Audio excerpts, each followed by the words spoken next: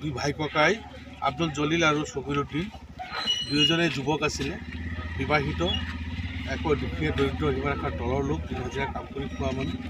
তেওঁলোকৰ পৰিয়ালৰ প্ৰায় 12-14জন সন্তান লৈ আছে। যোৱা ৰাতি মই ৰাজ্যৰ পৰা জনামতে তেওঁলোকৰ ঘৰৰ পৰা 200 মিটাৰ আঁতৰতে মাথাউৰি আছে আৰু এই মাথাউৰিৰ লগতেই কিছু খেতি আছে।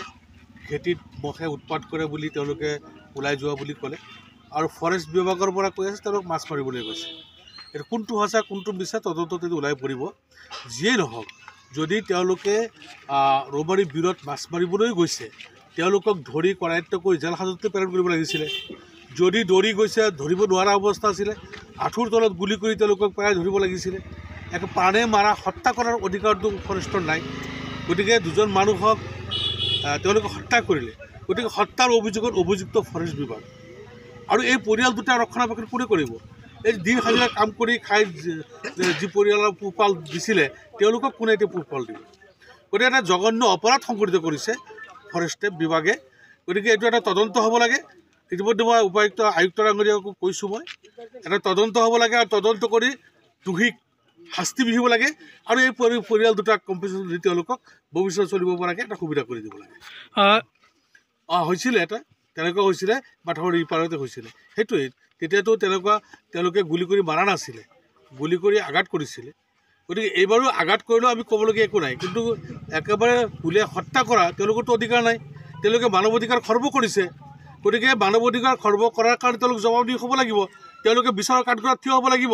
তেওঁলোকৰ শাস্তিমূলক ব্যৱস্থা হ'ব লাগিব আৰু এই পৰিয়ালটোকো পোহপাল দিয়াৰ কাৰণে তেওঁলোকে চৰকাৰে চিন্তা কৰিব লাগিব। গতিকে আপোনালোকৰ চেনেলৰ জৰিয়তে মই অসমৰ মাননীয় মুখ্যমন্ত্ৰী মহোদয়ক মই অনুৰোধ জনাব বিচাৰিছোঁ যে দুটা পৰিয়ালৰ সুৰক্ষাৰ কাৰণে আৰু ফৰেষ্টে যেনেকৈ অন্যায়ভাৱে গুলীয়া হত্যা কৰে তাৰ বিচাৰ কৰাৰ কাৰণে আমি আহ্বান জনাইছোঁ। এই ঘটনাটো লাভখোৱা অভয়াৰণ্যৰ ভিতৰত হৈছিল নে বাহিৰত? তাৰমানে এইটো শুনা কথাহে, অভয়াৰণ্যৰ বাহিৰৰ মাথাউৰিৰ তলত হৈছে বুলি কৈছে। ঘটনা সংঘটিত হৈছে, আমি অতিকৈ মৰ্মাহত হৈছোঁ। আমি এই দুজন পৰিয়াল ভাই ককাই আব্দুল জলিল আৰু শফিউদ্দিন তেখেতৰ মৃত আত্মাৰ আমি সদ্গতি কামনা কৰিছোঁ সংগ্ৰাম পৰিষদৰ তৰফৰ পৰা। নিশ্চয় আপোনালোকে গম পায় যে পূৰ্বও এনেকুৱা ঘটনা সংঘটিত হৈছে। আপোনাৰ 2018 চনত মনিৰুদ্দিন নামৰ এজন ব্যক্তিক বন বিভাগে তেওঁ ফুটুৱাই যিধৰণে এনকাউণ্টাৰ কৰিছে, আমি তৎক্ষণাৎভাৱে বিভিন্ন দল সংগঠনে ইয়াৰ বিৰুদ্ধে প্ৰতিবাদ সাব্যস্ত কৰিছিলোঁ আৰু যোৱা বছৰতো শামছুল হক নামৰ এজন ব্যক্তিক পৰিকল্পিতভাৱে আৰু বন এলেকাৰ বাহিৰত আহি তেওঁলোকে যেনেদৰে এনকাউণ্টাৰ কৰিছে, তাতো আমি ধিক্ষাৰ জনাইছোঁ। আৰু এনেকুৱা পুনৰাবৃত্তি ঘটনা যোৱাকালি আমাৰ এই ডিংবুৰী চাপৰিত হৈছে। মোৰ ঘৰ ডিংবুৰী চাপৰিৰ ওচৰতেই আৰু ৰাতি পৰিকল্পিতভাৱে যি ধৰণৰ ঘটনা সংঘটিত এই বন বিভাগে কৰিছে, আমি ইয়াত বন বিভাগক আমি ধিক্ষাৰ জনাইছোঁ। আমি এই ক্ষেত্ৰত অসমৰ মাননীয় মুখ্যমন্ত্ৰী ডাঙৰীয়াক আমি আহ্বান জনাইছোঁ, এই ঘটনাৰ সঠিক তদন্তক্ৰমে কোন দোষী কোন নিৰ্দোষী এটা বিচাৰ হ'ব লাগে।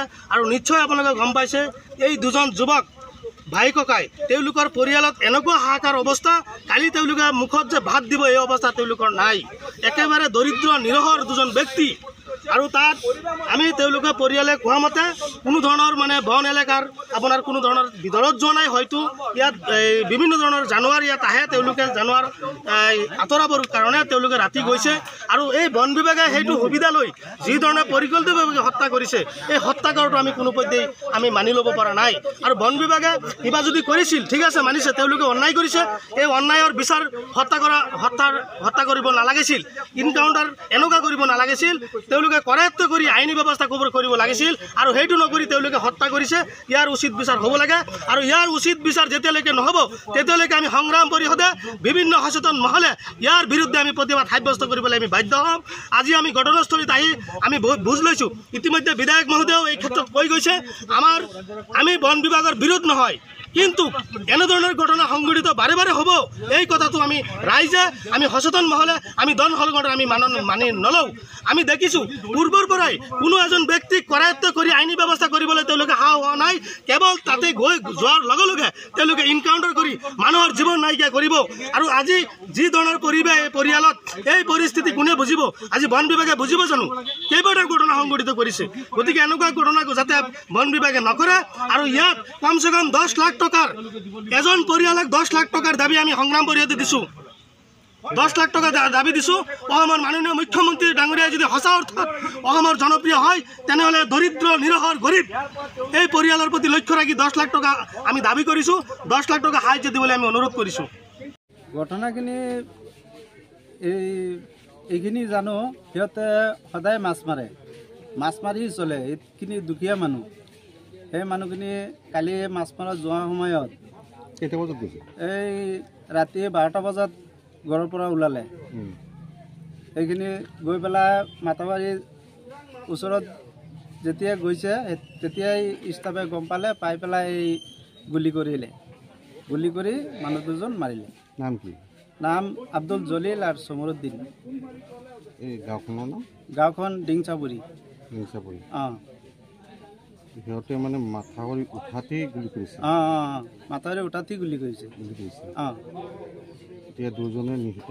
অঁ দুজন মানুহ অঁ নিহত হৈছে। অঁ সেই দুজনৰ ঘৰ? এই ঘৰ ইয়াতে ডিংচাপুৰী ওচৰতে ঘৰ। আপোনাৰ? আমাৰ ঘৰৰ স্থানীয়? অঁ ইয়াতে ওচৰৰ মানুহ। এতিয়া নিহত মানুহৰ দুজন ক'ত আছে?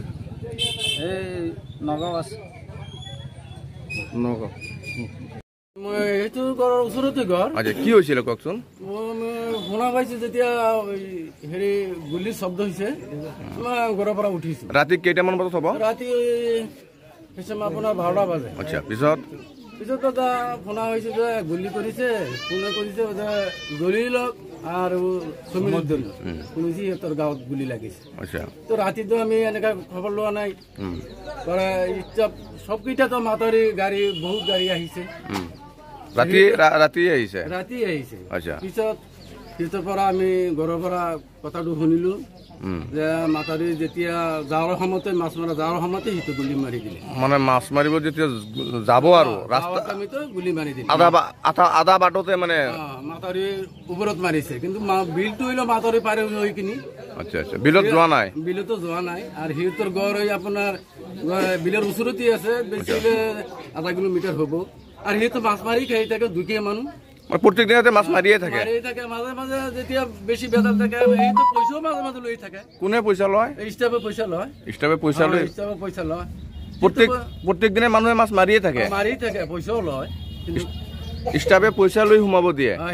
সোমাব দিয়ে। কালি কি পইচা দিয়া নাছিলে নেকি? সেইটোতো নাজানো, বোধহয় কালি পইচা দিয়া নাই, সেইটো কাৰণে বুলি। ঠিক আছে।